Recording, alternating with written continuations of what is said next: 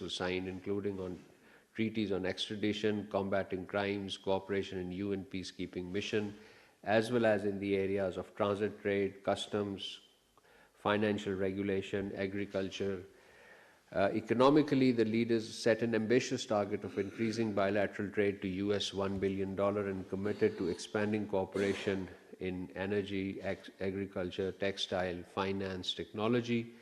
The two countries also underscored the importance of transport and regional connectivity, supporting multi-modal corridors linking Central and South Asia, including Trans-Afghan Railway Initiative, and agreed to explore the resumption of direct flights. They agreed that a peaceful settlement of Jammu and Kashmir dispute in accordance with the relevant UN Security Council resolutions. The visit concluded with mutual invitations for future high-level exchanges, signaling a new chapter in Pak-Kazakh relations. The Deputy Prime Minister, Foreign Minister, Senator Mohammad Ishaq Dar had held diverse engagements during this period. First, he received the representative of the President of Azerbaijan on special assignment, His Excellency Mr. Khalafov, and during this meeting, the Azeri side briefed the Deputy Prime Minister on ongoing and forthcoming initiative under the Azerbaijan's chairmanship of SICA, which is the Conference on Interaction and Confidence Building Measures in Asia. The DPM also received Sham Nimul, Minister of Commerce of the Kingdom of Cambodia. Both sides reaffirmed their mutual desire to collaborate closely in strengthening the bilateral partnerships, particularly in the domain of economy, trade and investments under the purview of the Pakistan-Cambodia Joint Trade Committee. The Deputy Prime Minister also held telephone exchanges. He spoke with the Azeri Economic Minister, Mikhail Jabarov. They discussed strengthening economic cooperation, trade and investment ties, and agreed to maintain close contact. Our Deputy Prime Minister, Foreign Minister, spoke with Iranian Foreign Minister Abbas Araghchi twice this period. He expressed concern over the evolving regional situation and underscored that dialogue and diplomacy remains the only viable way forward. Both leaders agreed to maintain close contact, and they discussed regional development and underscored the importance of dialogue and diplomacy, and agreed to continue close engagement and coordination. The Deputy Prime Minister, Foreign Minister also spoke with the Foreign Minister of Uzbekistan, and they reviewed bilateral relations, ways to enhance cooperation across multiple areas, and appreciated the continued momentum of high-level engagement between the two countries. The DPM Foreign Minister spoke with Commonwealth Secretary General, Honorable Shirley Bochwe, and our side highlighted Pakistan's role as a founding member of the Commonwealth and reaffirmed continued commitment to democracy, good governance, development, and multilateral cooperation. And both sides also discussed avenues to strengthen cooperation, particularly through enhanced intra-Commonwealth cooperation. The Deputy Prime Minister, Foreign Minister received a phone call from the Foreign Minister of Azerbaijan, Ceyhun Bayramov. Foreign Minister Bayramov conveyed condolences for the victims of Islamabad terrorist attacks. Both sides also discussed current regional and international developments of mutual interest and reaffirmed the enduring partnership between the two brotherly countries. Our Deputy Prime Minister, Foreign Minister also spoke with the Turkish Foreign Minister twice during this period, Foreign Minister Hakan Fidan. Both leaders also exchanged views on bilateral relations, matters of mutual interest, regional and international developments, and agreed to remain in close cooperation. So this was the sum up of the key international diplomatic engagement of our Deputy Prime Minister. Ladies and gentlemen, this week we also notified the revised control list under the Pakistan Strategic Export Controls, the Export Control Act, Strategic Export Control Act 2004. And as you know, this export control relates to strategic export controls on goods, technologies, material and equipment related to nuclear and biological weapons and their delivery systems. So this updated national control list is an obligation that we have been undertaking, and this was this was the 6th review since inception of 𝗟𝗃𝗲 2004. And the updated list is available on the website. It was first issued in 2005 and was subsequently reviewed in 2011, 15, 16, 18 and 2022. So this latest update ensures the continued harmonization of Pakistan's strategic export controls with the lists that are maintained by the Nuclear Suppliers Group, the NSG, the Missile Technology Control Regime, MTCR, and the Australia Group, which relates to chemicals. This notification underscores Pakistan's resolve to further strengthen its export control regime and reaffirms its role as a responsible technology holder state, firmly committed to the objectives of non-proliferation and fulfillment of our international obligation in this regard. This week, ladies and gentlemen, the 6th round of Pakistan-Canada bilateral political consultations also took place. On behalf of Pakistan, Ambassador Nabil Munir, Special Secretary, United Nations, and Director General Americas, Mr. Amir Khan, participated, while the Canadian side was represented by Ambassador Weldon Epp, Assistant Deputy Minister for Global Affairs Canada and High Commissioner of Canada in Islamabad, His Excellency Mr. Tariq Ali.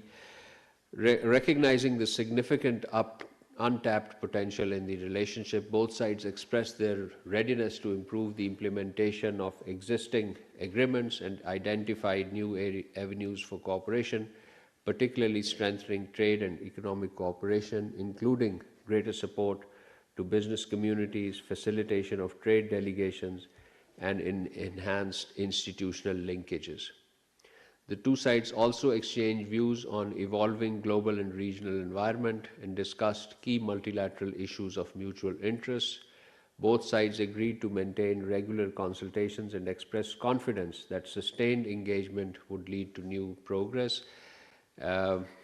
This week, ladies and gentlemen, you must have seen the two joint statements issued by 8 Islamic foreign ministers, that is the foreign ministers of Pakistan, Egypt, Indonesia, Jordan, Qatar, Saudi Arabia, Turkey, UAE. So the two statements, first one condemned Israeli repeated violation of ceasefire in Gaza, and the other one was on the alleged Israeli actions in the occupied West Bank. So the first statement basically termed Israeli attacks in Gaza as risk to escalating tension and undermining efforts aimed at consolidating calm and restoring stability at a time when regional and international parties are working collectively to advance the second phase of Gaza peace plan and implementation of the UN Resolution 2803.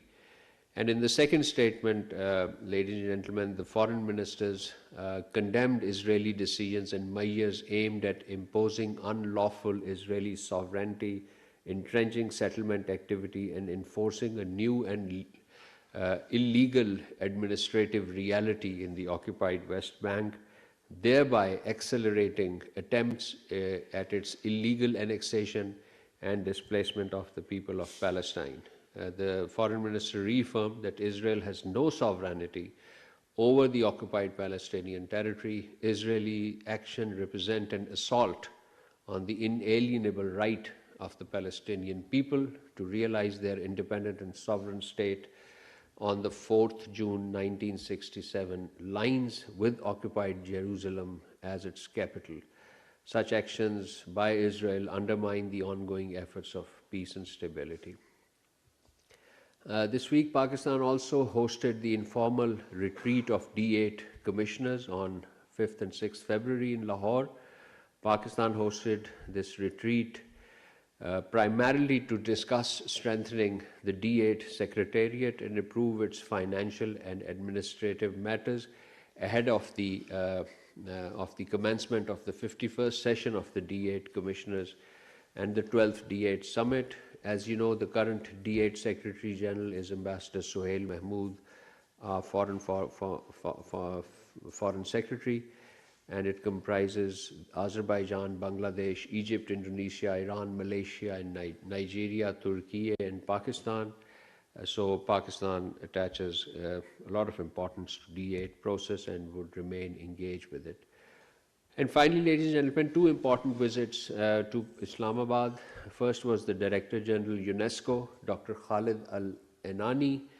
Director General arrived in Islamabad on an official visit. He called on the Prime Minister and held meeting with the senior government officials to discuss strengthening our strategic cooperation between Pakistan with UNESCO.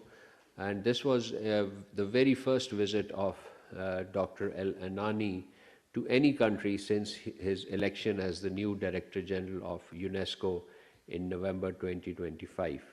The second visit is that of the investment. The second visit, important visit this week, was the visit of Minister for Investment and Downstream Industry of Indonesia, as well as the Chief Executive Office of Danantara, His Excellency Mr. Rozan Roslani. The Minister for Investment from Indonesia visited here from 9th to 10th February. This was at the invitation of our Deputy Prime Minister and Foreign Minister, and during the visit he called on the Prime Minister and as well as the Deputy Prime Minister. The visit underscored the shared resolve of Pakistan and Indonesia to elevate economic engagement and translate leadership-level initiatives into tangible outcomes. So this concludes my opening remarks, ladies and gentlemen, and I open the floor for question answers. Permanent court of arbitration ने कहा है कि India को invitation देने के बावजूद वो hearing में भी नहीं आया और रिस्पॉन्ड नहीं कर रहा. एक तो इस पे बता दीजिएगा. दूसरा ये है कि जब से सिंतास मुआहदा हिंदुस्तान की जानिब से मुअत्तल किया गया तो उसके बाद पहली मरतबा उन्होंने चनाब पर एक और डैम की मंजूरी दी है और उसके लिए बिड्स भी तलब की है. तो इस पर आपका टेक चाहिए. Thank you.